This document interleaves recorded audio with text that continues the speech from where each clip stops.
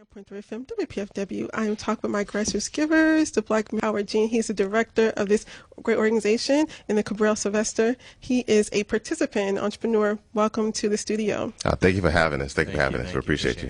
If you have any questions or comments, you can call 202-580-8893 or hit me up on Twitter using hashtag #EmpowerHour. But before I get to our conversation, I do want to remind everyone that after my show today, House of Soul co-host James Funk and Lance beginning at 3. It'll be from 3 to 7 p.m. And listen to some really great tunes from Prince. And in addition to that, on Saturday, beginning at 5 a.m., there will be an all-day tribute to Prince. And the lines will be open, so you will be able to call in and talk about Prince and what he meant to you as an artist. So again, Howard Cabral, welcome to the studio. And we were offline, we were talking about, no, we're here to talk about your great organization, but if you want to give some thoughts about Prince and kind of how you're feeling about it. As I was telling you, I was in the store literally, and then I get a text from my brother, hear about Prince, and then of course if you get a text message if you hear about anybody, you know it's not good. And of course I watched and I saw on TMZ and then AP about his passing. If you want to talk a little bit about that before we start the conversation. Yeah, sure. I mean, I'm a huge music fan. Grew up listening to records. I still have a record player. Oh wow, old school. Old school. I actually buy them for friends for their birthdays. So if you're my friend, you get a record player. I'm your friend. Hey, we're working on that. So I mean, I was devastated, and I'm still, digesting what that means, to the world of music and what he's given us as a, leader in music, but also a social activist. He was really, very adamant about speaking out on issues that were important. And even just emancipation, just making sure that, we're sovereign in who we are and what our purpose is. So, rest in peace to Prince. And, it's going to be an incredible weekend just taking all that in, Yeah. Cabral? Yeah, I mean, just the same sentiment. It's very unfortunate. 57 years old, 57 years young. I'll be interested to hear more about the cause of death. But, Little Red Corvette, Diamonds and Pearls. I mean, God, Diamonds, that was my jam as a kid. That was my jam. So, I mean, it just... Yeah, Purple Rain, the movie. That was epic. It changed all the games. Yeah, honestly, I wanted to play Purple Rain, but it's like 8 minutes long. So I'm like, okay, everybody, we're still listening to that song right now. Right. It's very unfortunate. So. It is. Oh, I'm just so crushed. So thank you for talking about Prince first. So let's talk about the BME Institute. It started, I guess, it's been about a year, right? Yeah, it's been about a year. Yeah, so happy anniversary first. Yeah, absolutely. And thanks to Facebook, we can chronicle things easily. So every day they tell you what happened a year, 3-4 years ago. So I think I was somewhere and I was like, wow, a year ago we started this initiative and we've just impacted so many people, and we're embarking on some really cool things. So first, for people who don't know what the organization is, talk about the ideal and what it is. Yeah, so the BME Institute, and we're on social media. Every portal you can be on at BME Institute, even our website, bmeinstitute.org. And it started out of creating a solution for entrepreneurs who are going through those phases of being successful. Myself, I started my business about 5 years ago in Philadelphia, consulting and education. Didn't know what I was doing because I didn't have a business acumen at all. I just said, I want to work for myself and I want to follow my dreams and be passionate about what I'm doing. So I started consulting.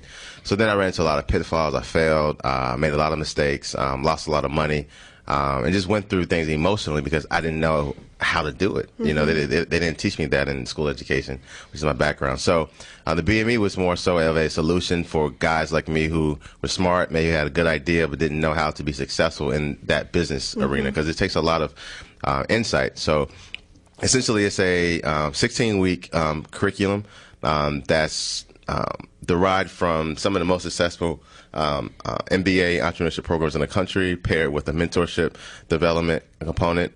We grow and groom our guys to present in front of venture capitalists, so that it's important that they're in front of people who are buying what they're selling, even procurement agents or people that are looking for their products. The other piece that's really amazing is that we have weekly sessions, and we start our days at 6 a.m. Because we believe entrepreneurs have to be more focused, more passionate, but also sacrifice, some hours of sleep to get ahead of the curve, because we can't stop working. So, that's the essence. And this year we're going to be giving out some seed funding, and, we want to make an announcement. Is it okay? Yeah, make it. So as a recently, last week, we just received $100,000 from Wells Fargo. Congratulations. Thank you so much. Clap. I don't have clap it up. So, really excited about that. And I want to thank, our partners, United States Black Chambers here in Washington, D.C., leadership of Ron Busby Sr., as well as our friends at Wells Fargo and partners, Denise Miles, Georgette Dixon, Lisa Friesen, and Crystal McDonald, for their believing in our idea and also in what we've accomplished so far. But our goal is literally to create and cultivate, cohorts of black men who are millionaires and who are giving back to the community. Wow, that's awesome. So you mentioned this curriculum. Talk about building that curriculum and what it actually looks like. Yeah, so, my background is actually higher education, leadership education. So I taught public school, high school, and was an adjunct at 2 universities, and one in D.C. and one in Florida. And, I went through a program called Call Me Mister, and Call Me Mister is mentors instructing students towards effective role modeling. And that program actually cultivates black work from civic responsibility aspect, the ambassador component, and the practicality of teaching, but also the philosophy and methodology and pedagogy to be successful. And I did the same thing for BME. So essentially, I needed to make sure that we have subject matter experts that are telling the guys, based on the principles of business and et cetera, what's needed to be successful, but also industry experts that are in the game right now. The big divide, or the big, determinant for success, is that our guys don't know what's hot right now or what's needed right now in the business space. So having people that are like Revolt and FanDuel and, even with the SBA here in D.C., Department of Commerce, and other companies that can say, hey, as an executive, as a vice president, as a CEO, this is what I need to respond to my clients. How can you help me? And our guys are able to innovate on the spot. And the great thing about this project is that we meet twice a week for about, I think, a total of 15 hours a week. But the guys have opportunity to apply in the now. They get to utilize it. So, in grad school you learn, and then later you apply. No, these guys are literally applying what they're learning now. And we have Cabal. He's one of our participants in the program. He has an amazing app. I'll let him tell you about it. But some things that we've experienced, he's actually applying in the now, making some really good connections. And the other piece, Sean, that I think you appreciate is that, we're about collaboration within our circle, utilizing all of the resources that all of our guys have. So it's not just about asking for help outside of our walls, but looking inside your own walls, next door to your neighbor, your own brother, and saying, hey, how can you help me? I'm trying to get to this goal. What do you have to offer, and what can I offer you towards helping you become successful? Right, that's awesome. There were so many nuggets. Like, I'm going to talk about first, but I'm going to go to Cabal, because talk about how you learn about the program, and then talk about your app, because I know it's like you're a tech entrepreneur, correct? Yeah, correct. Well, I learned about the program. Actually, my senior advisor, she sent me the information, and she thought it would be a good idea. And senior where? Senior where? Yeah, you said senior advisor? Well, my senior advisor. I mean, my top advisor, my lead advisor. Oh, I thought you meant like college. Like, really? Okay. I need them, right? Need some interns.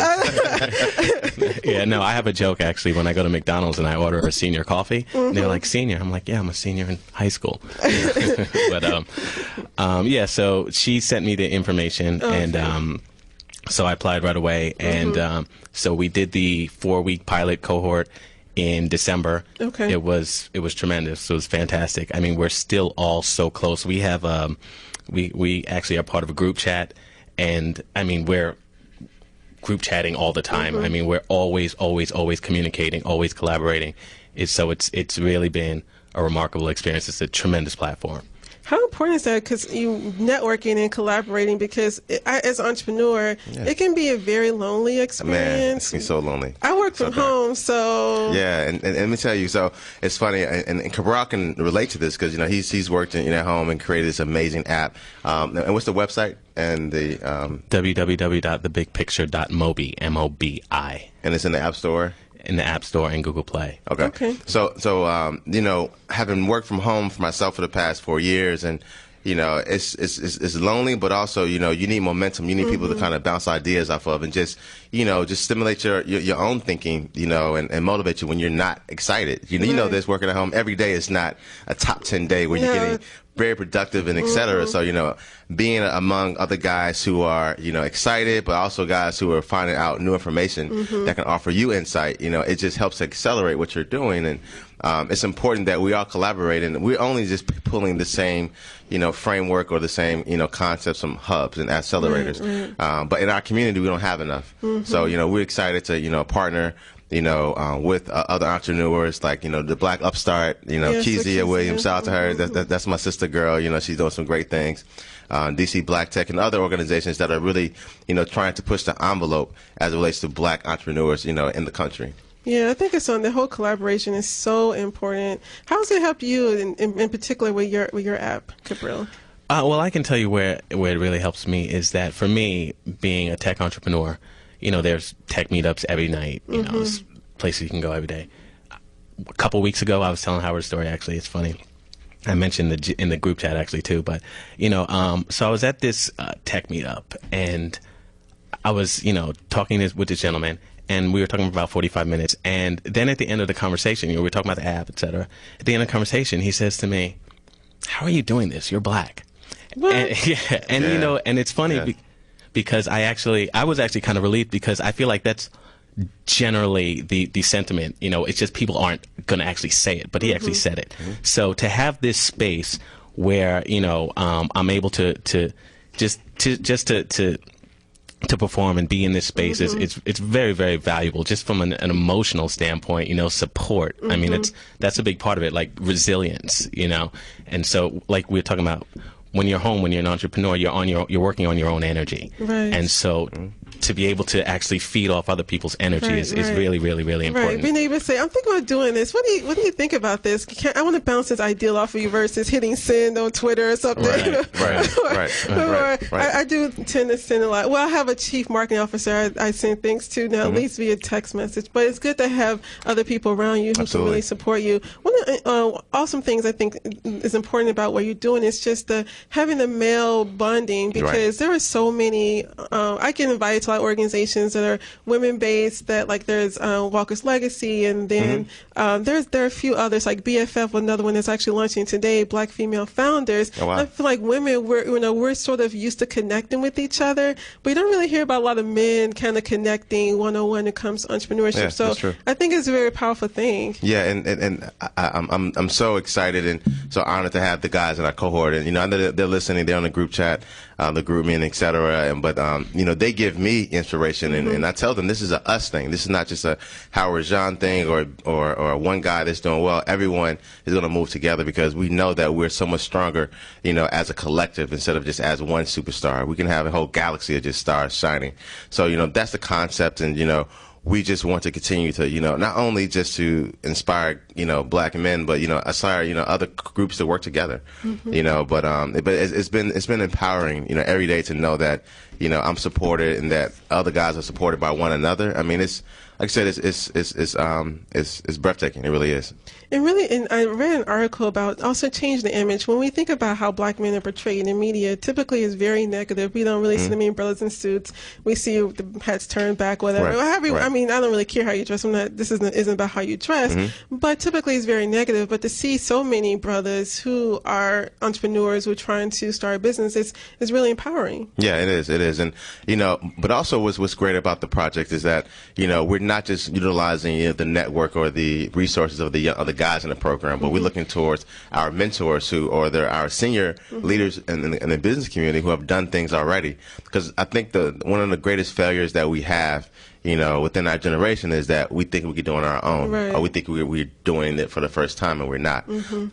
And to create a bridge to kind of, venture over to the chasm of experience and wisdom and knowledge, and leverage that relationship is going to help to accelerate, but also build better relationships. Right. It's not just about business, but it's about becoming better people, and, better business people, they always are civic responsible. They are aware of, recognizing the elders and also respecting what has come before them. So that's what it's all about. And so talk about the mentorship piece a little bit more. How do you connect the mentors with the mentees? And then I'll go to Cabal later about how he's interacting with his mentor. Yeah. So essentially, what we've done is that we've brought in some CEOs and executives from in the area. My mentor. Are they all of African descent or? Yeah, they have been. But we're not limiting to that. But we like to try that to be our goal. My mentor Antoine Ford, who was the CEO of Enlighten, which is around the corner from here, it's an IT consulting firm. I've been consulting with them, and they were my first clients here in DC. He's come out and mentored our guys, to given lectures, and has even funded some aspects of our program that were really important. He actually had a chance to sit in front of Cabral as Cabral pitched to him, and I'll let him explain to you what that experience was and some insights from that. But it's so necessary that we continue to link and find opportunities to kind of create relationships, because we all know that business is done not based on how great the company is, but how well the relationship is between the owners of both companies. Oh, yes. We're all about understanding that as a fulcrum to our success, especially in DC. You know this, Deshuna, is that I don't care how great you are, if you're not connected, if you don't know the right person, if they don't know you, it's a wrap. It's a wrap. And it's unfortunate, but that's just the name of the game. So, instead of fighting it, we got to embrace it, and we got to create our own metrics that, validate the quality of the relationships, that is mutually beneficial, and that the people that are in the relationship, have a good heart for do good things. Right. So, Cabral, talk about the mentorship, and also I think Howard also mentioned about some type of a pitch thing that you did. Excuse me. We pitched. I pitched not so long ago, the other day. What I'm doing is I'm actually going to raise a round, because I built a prototype, and I built a prototype sort of as a proof of concept. Yes, I'm a tech entrepreneur, so I know all about that. Yeah, and so we got audience don't know how it works, so you can enlighten them. Oh well, okay. So essentially, built a prototype, so bootstrapped it, which means out of pocket.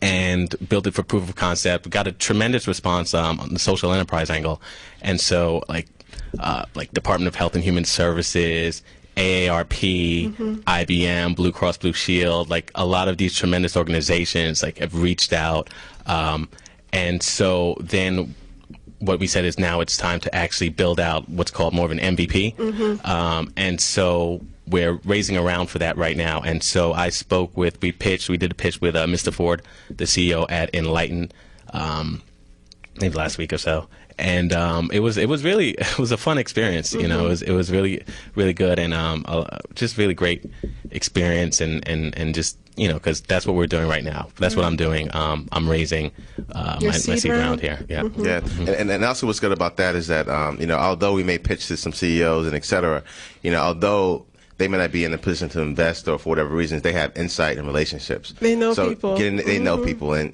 that commodity is priceless, because once they can vouch for you and open doors for you, you have an advocate, you have someone who's working for you without you even paying them, which is something you want to do with your reputation.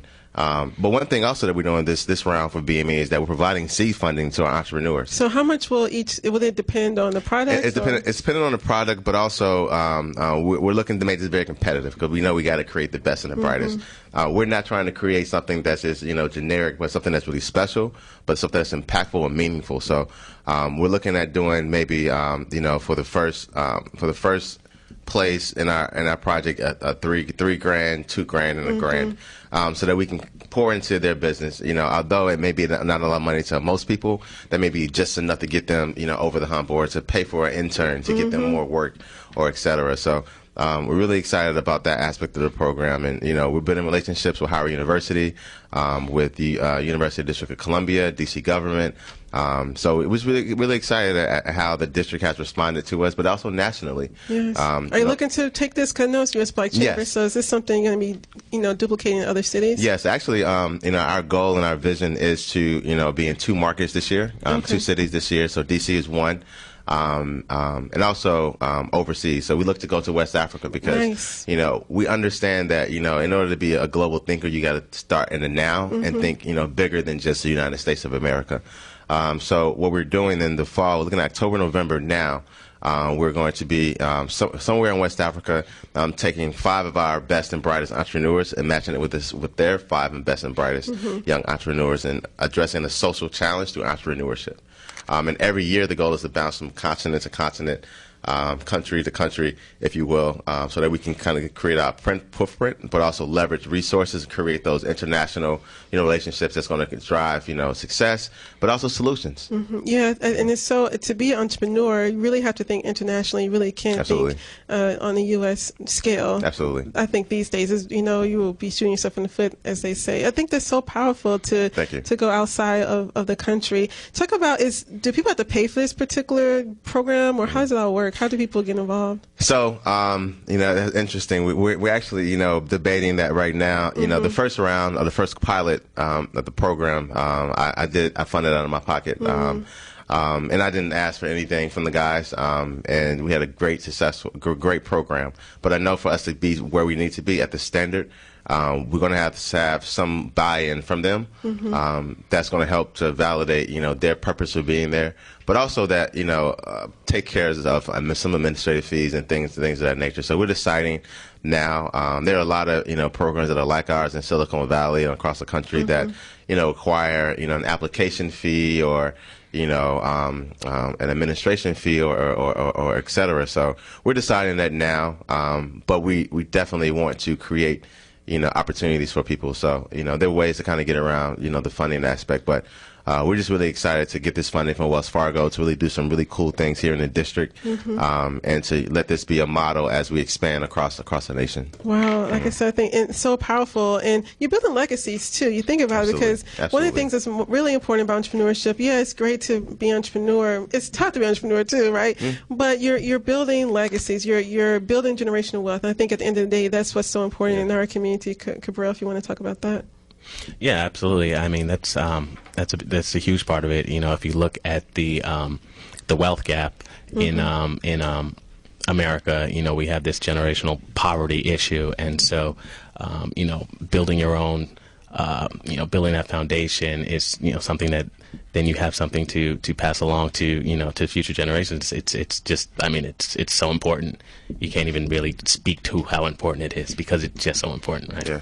And real quick, Deshuna, I want to get real. Can we get a little bit more real? Yeah, this is WPFW. We always keep it real here. That's what we need. So I do want to speak to this because I'm so honored and so excited at the work that Miss Mosby is doing, Mrs. Mosby is doing in Baltimore. But that was actually one of the impetus, if you will, that forced us, or that pushed us to do BME. At that time, the year before that, or maybe months before that, I was marching, for the against the Mike Brown verdict, and et cetera, my colleagues, Keith Benjamin, shout out to Keith Benjamin, that's my co-founder, my brother, I know you guys have a relationship, and et cetera. So he and I, we literally, almost every march in D.C., we were there, just marching, just because we were angry, we wanted to do something. Right. And we know that to address societal changes and social issues, you need economics. So marching is just one aspect. So, as we expand into across the country, our goal is to use this as our protest to creating equality and equity for those in our community that look like us.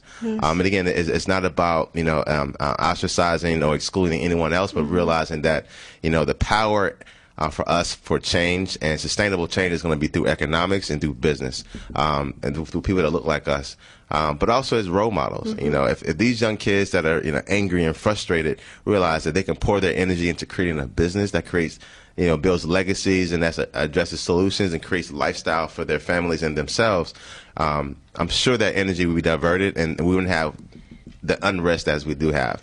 Although it is a complex conversation with government and et cetera, but taking accountability, but also using business as a way to earn respect, and to, I hate to say it, buy respect in certain communities and certain circles. That's why we're here. We're not just here, to just create cool businesses and to help people follow their dreams, which is really important. But we're here to also to show that, hey, this is how we're going to change the course of history as we know it, and shift the paradigm as it relates to how we are treated and how we're, seen in the eyes of the media and our counterparts and et cetera. So that's why we're here, and I'm very adamant about that. And we're here to create, black male millennial millionaires, and I'm not wavering from that. And we're on our way. I mean, Cabal's idea and his project, the Moby app, the big picture.